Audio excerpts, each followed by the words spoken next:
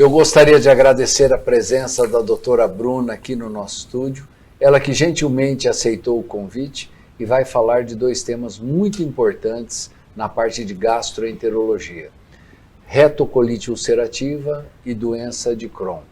Doutora, eu gostaria que a senhora iniciasse o nosso programa já explicando para o nosso telespectador o que são essas duas doenças. Primeiro, eu gostaria de agradecer o convite, a oportunidade de falar sobre essas duas doenças tão importantes.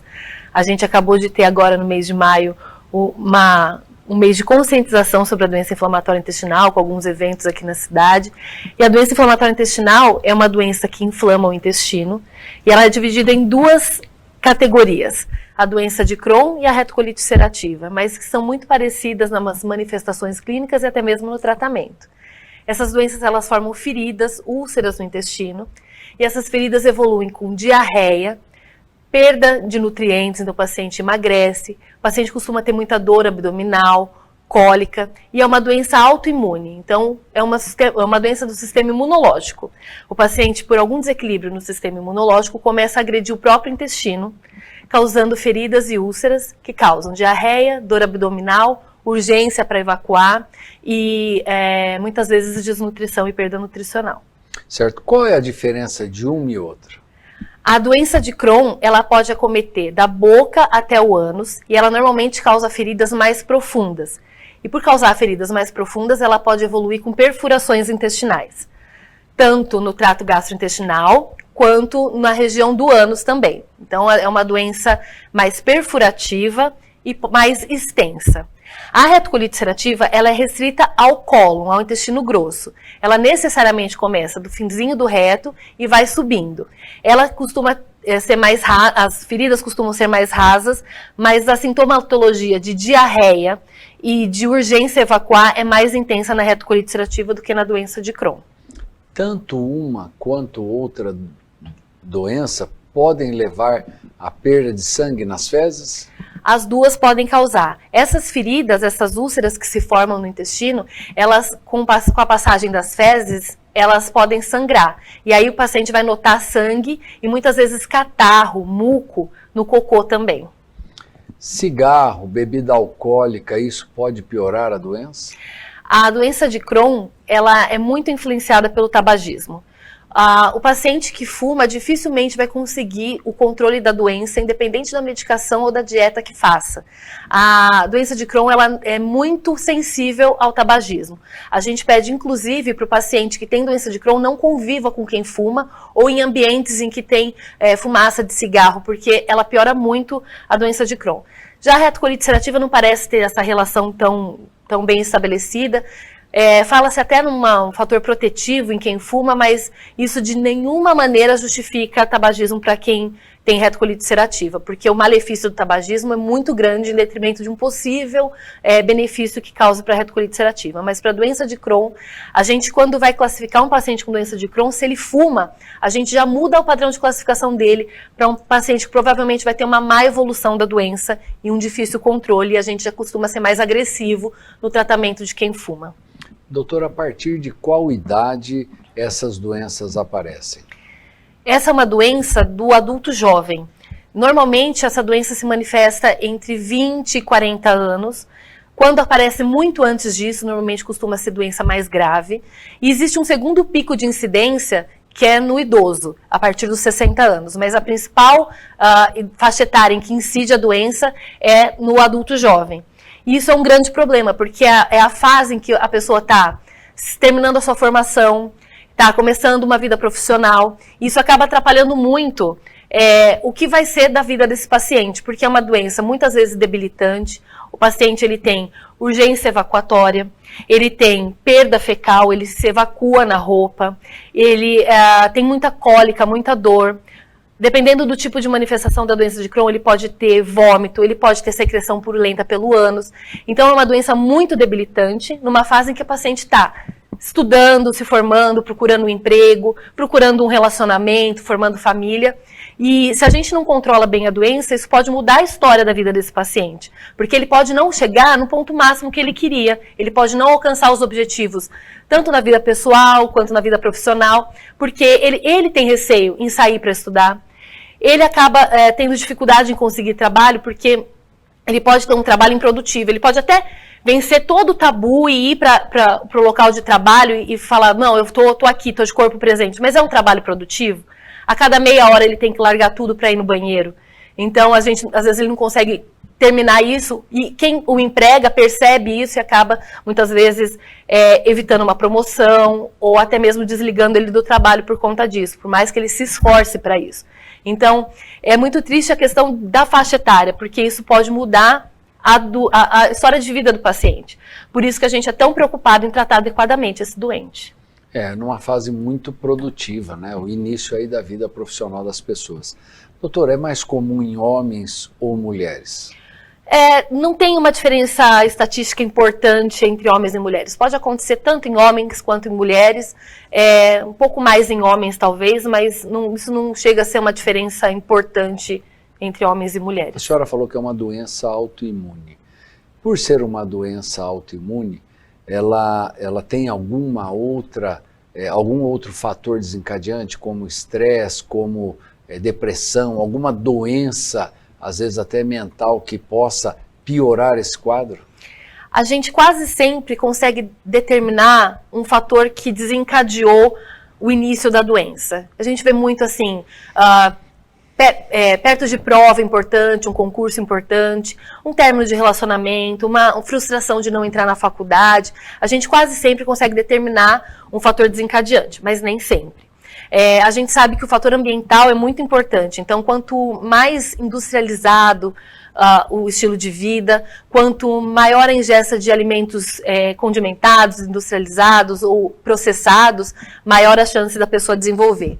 Agora, a questão do estresse é uma coisa muito importante. A gente não sabe o que vem primeiro, né? Se o paciente estressado desenvolve a doença inflamatória intestinal ou se a doença inflamatória intestinal acaba desencadeando algum fator emocional. Mas é muito comum a associação das duas coisas nos pacientes. Os pacientes, eles costumam ter, sim, tanto depressão quanto ansiedade. E esses sintomas, eles acabam se confundindo com sintomas da própria doença, né? A depressão, a gente sabe que altera o apetite, diminui o apetite, causa fadiga, cansaço, mas isso também pode ser manifestação da doença. A gente sabe que mais de 50% dos pacientes, em algum momento, relatam fadiga, falta de energia, cansaço, e isso pode ser só da doença inflamatória. Os sintomas se confundem muito, mas é muito difícil um paciente que evacua 10 vezes por dia, que vê sangue nas fezes, que tem dores abdominais, não consegue se alimentar, não ter nenhum tipo de ansiedade ou de depressão. Então, os sintomas são muito associados. A gente não sabe o que veio primeiro. Quase sempre vem um fator, um gatilho, que a gente fala, que começa uma diarreia, que a gente vai acaba fazendo diagnóstico de doença inflamatória intestinal, e aí isso se perpetua por conta dos próprios sintomas. Existe alguma raça que é mais prevalente essa doença?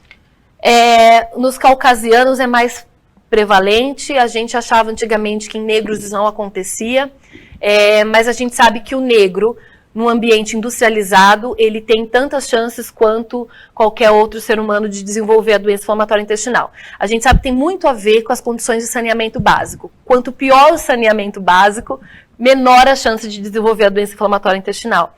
A gente acha que quanto mais longe dos trópicos, maior a chance também. Então, a incidência, por exemplo, na América do Sul é muito maior na Argentina, que está mais ao sul, mais longe da linha do Equador, do que no Brasil. E no Brasil, por exemplo, nas regiões sul e sudeste, essa incidência é maior do que na região nordeste. Isso tem a ver, provavelmente, com as bactérias que circulam naquele ambiente e também com as condições de saneamento básico. O clima, então, você também acha que interfere, porque se está na linha do Equador é mais quente. Sim. Aqui, sudeste e sul, é um pouco mais frio. Quanto mais longe da linha do Equador, maior a incidência das doenças inflamatórias intestinais. Isso não é uma regra, mas é o que a gente tem observado, né? Inclusive, os maiores avanços, as maiores pesquisas ocorrem nos países nórdicos, onde a incidência é muito alta. Certo. Relação com exposição ao sol, então, deve ter alguma relação, porque muitas vezes, em alguns estados americanos, você vê o sol 3, 4 meses por ano. O resto você tem só tempo nublado. Inglaterra, a mesma coisa. Você acha que a exposição ao sol pode estar protegendo esses indivíduos? Eu acredito que sim. A gente sabe que todas as doenças inflamatórias, as doenças autoimunes, na verdade, elas têm uma relação muito direta com a vitamina D. E a gente sabe que o paciente que não é exposto ao sol tem uma menor produção, uma menor ativação da vitamina D.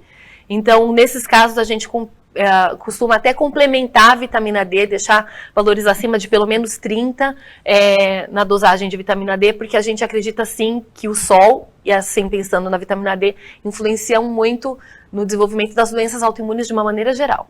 Diagnóstico preciso. Como se faz um diagnóstico preciso de qual doença o indivíduo está acometido? O diagnóstico pode ser muito fácil ou não.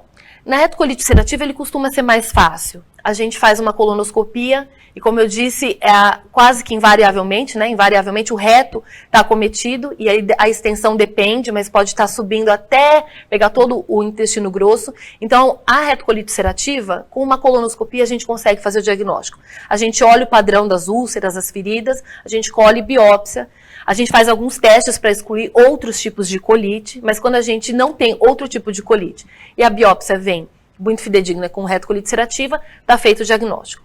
A doença de Crohn nem sempre é tão fácil, porque ela pode manifestar em vários segmentos do trato gastrointestinal. E nem todos eles a gente tem acesso pela colonoscopia.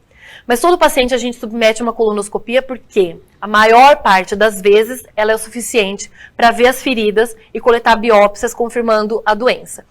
Quando a doença de Crohn está no intestino fino, às vezes a gente tem que dispor de outros exames e outras estratégias diagnósticas, como cápsula endoscópica, enteroscopia, enterorressonância, enterotomografia.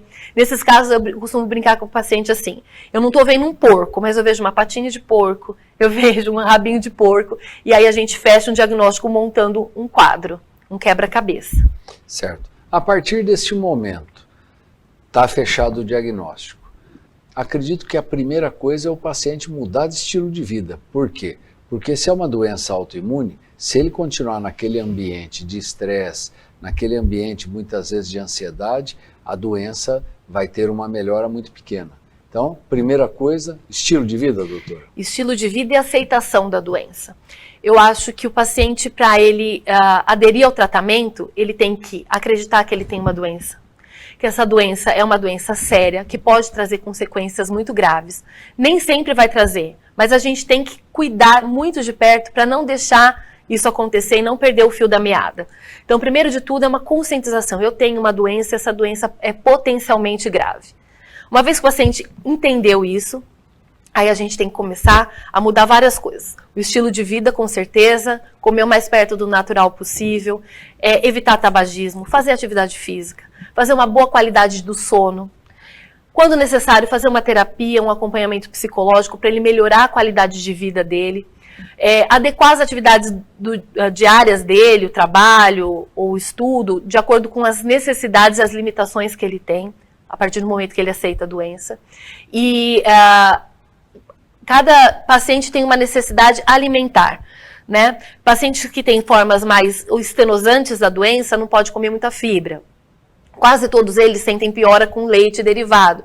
Então tem que ter uma visão especializada e adequada para cada paciente em relação à dieta. Mas o estresse, o sono, a atividade física, isso é essencial para um bom resultado no tratamento. Certo. E o tratamento medicamentoso, como que é feito? Cada paciente precisa de um tipo de tratamento. A gente tem que avaliar globalmente esse paciente. Primeiro eu preciso saber, essa doença está em que parte do intestino? Qual a extensão? Qual a gravidade? Ele tem manifestações fora do intestino? A doença inflamatória intestinal ela pode se manifestar também fora do intestino. A gente chama isso de manifestações extraintestinais. Ela pode se manifestar no olho, como uveíte, esclerite, episclerite. Ela pode se manifestar na pele. Ela pode se manifestar em doenças articulares, como sacroileite, espondilite anquilosante, artrites periféricas. Então, quando o paciente tem uma manifestação fora do intestino, eu tenho que procurar um tipo de tratamento. Quando o paciente tem uma manifestação só intestinal, eu tenho que ver a gravidade para ver se eu posso tratar com medicações com menos efeitos colaterais, mas que são menos efetivas, ou se eu já tenho que usar medicações com mais efeito colateral, mas que são mais efetivas e muitas vezes mais caras. Cada paciente tem que ser visto individualmente. E dentre as medicações, a gente tem que ver o acesso do paciente à medicação. Porque a gente tem algumas medicações que são fornecidas pelo SUS. Então eu tenho que pensar, esse paciente está no sistema público ou no sistema privado? Qual medicação ele precisa? Eu tenho essa medicação do sistema público? Eu tenho essa medicação do sistema privado? O rol da ANS garante que ele receba essa medicação ou não? Ele tem coparticipação no convênio dele? Então, se ele tiver coparticipação, ele vai ter que pagar uma parte dessa medicação? Tudo isso tem que ser avaliado e discutido junto com o paciente. Aí, uma avaliação global, de acordo com a gravidade, manifestação extraintestinal e o acesso à medicação, é que a gente vai decidir qual a melhor medicação. Geralmente, via de regra, o tratamento medicamentoso da retocolite ulcerativa e da doença de Crohn é diferente ou é o mesmo?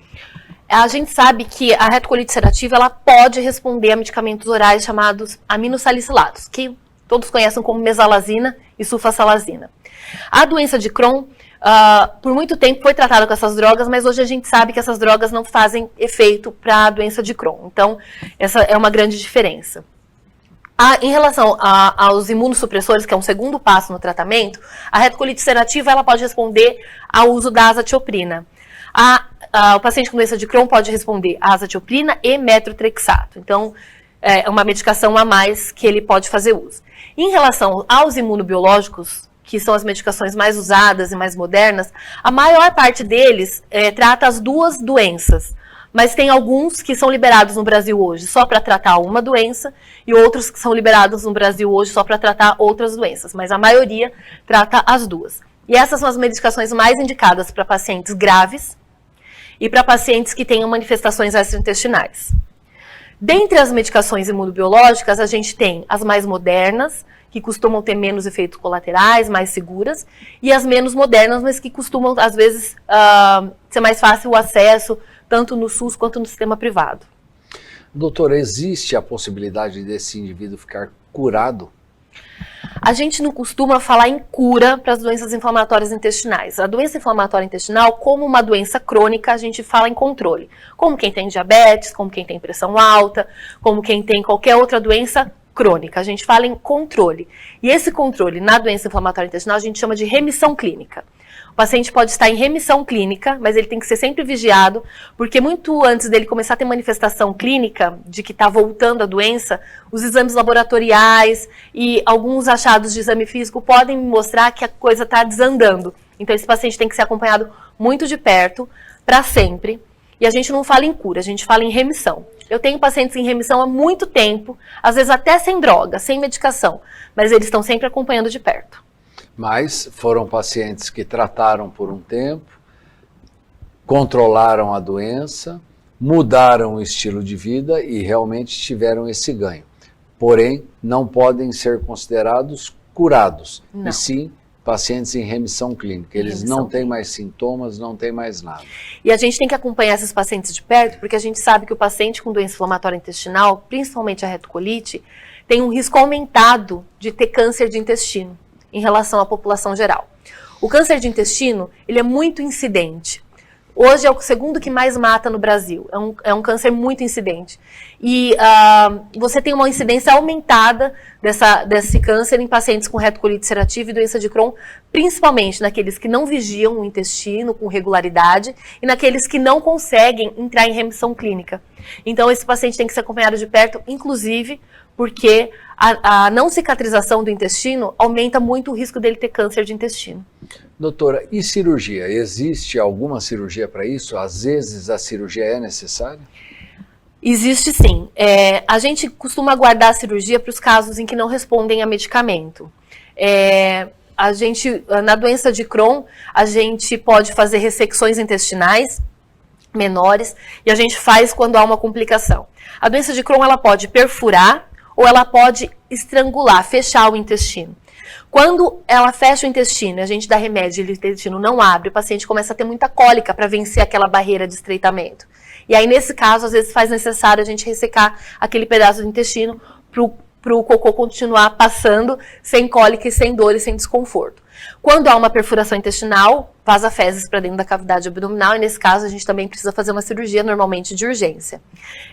A doença de Crohn costuma não, mas pode acontecer também dela ter manifestações perianais, né? Que são buracos que saem pus e fezes na região em volta do ânus.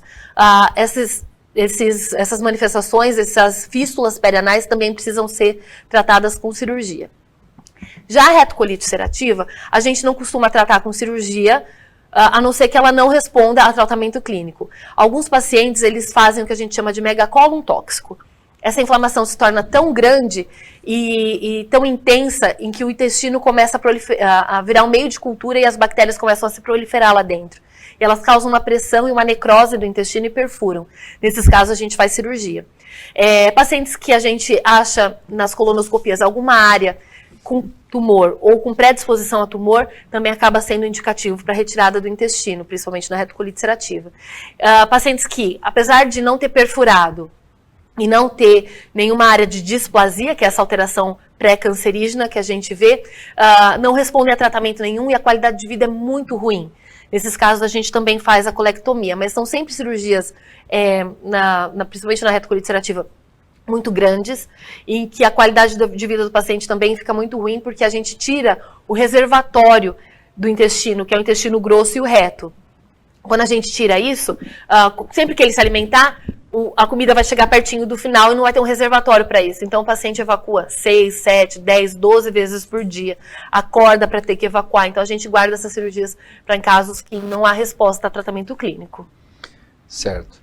Doutora, eu acredito que nós tenhamos falado aí de uma maneira bem clara, ampla, né? Todos puderam saber sobre as duas doenças. São doenças autoimunes, doenças que não são transmissíveis, doenças que o indivíduo acaba adquirindo o seu sistema imunológico brigando contra o intestino e tem que ser tratada. Primeira parte do tratamento é mudança do estilo de vida. Ele realmente tem que entender, aceitar a doença e tirar todo o estresse possível de perto. Alimentação saudável, exercício, tomar sol, realmente ter uma vida melhor. E a partir daí o tratamento medicamentoso também, podendo levar o indivíduo a um período de remissão, ou seja, ele está com a doença adormecida, quietinha e tendo uma vida normal. O objetivo do tratamento é levar o paciente a uma vida normal, para que ele possa restabelecer todas as atividades do cotidiano dele, possa se restabelecer emocionalmente, possa construir uma vida saudável, feliz, sem limitações. Esse é o objetivo do tratamento. Então, o paciente precisa ser diagnosticado, ele precisa aceitar a doença, entender as necessidades da mudança de vida, aceitar o tratamento e não falhar com o tratamento, né? E procurar ajuda. Isso é o mais importante. Esses casos podem realmente melhorar em questão de meses, levando à remissão, ou vai anos para ele realmente ter uma melhora? Depende. Tem pacientes que entram em remissão muito rapidamente e se mantêm em remissão por anos. E tem pacientes que a gente nunca consegue alcançar a remissão, ou entra em remissão e depois recorre dos sintomas. Mas muita coisa está acontecendo. A gente tem muitas medicações em pesquisa, muitas classes de medicação chegando no Brasil, algumas já aprovadas no exterior, esperando aprovação no Brasil, outras sendo estudadas no exterior e no Brasil. Até trago aqui uma oportunidade, eu trabalho num centro de pesquisas clínicas que performa pesquisas internacionais de medicações novas. Esse centro fica em Jaú, chama CECIP, se alguém precisar.